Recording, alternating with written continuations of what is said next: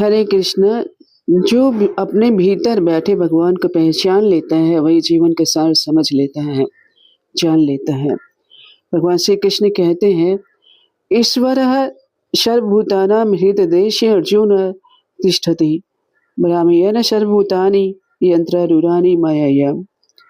हे अर्जुन, परमेश्वर प्रत्येक जीव के हृदय में स्थित है और जैसे कोई सारथी रथ में बैठकर उसे चलाता है, उसी प्रकार भगवान माया रूपी यंत्र में बैठे सभी जीवों को उनके कर्म और स्वभाव के अनुसार घुमा रहे हैं।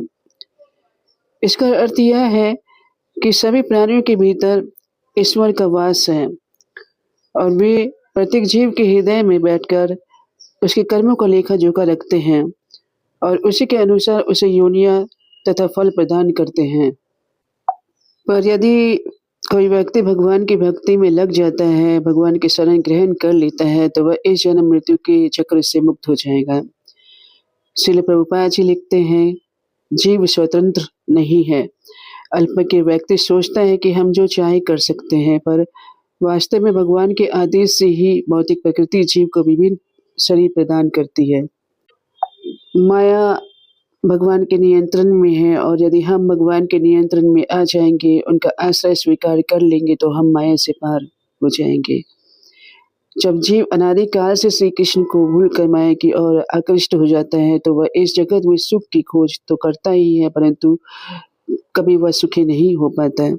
इसलिए भगवान ने कृपा करके शास्त्रों की रचना की है, ताकि हम यह समझ सके कि हमारा वास्तविक स्वरूप क्या है, यह प्रकृति क्या है, भगवान कौन है और मृत्यु के बाद क्या होता है। तो ये सभी ज्ञान भगवान ने व्यास देव के रूप में वेदों और पुराणों के माध्यम से प्रदान किया है और यह स्वयं भगवान श्री कृष्ण की कृपा है।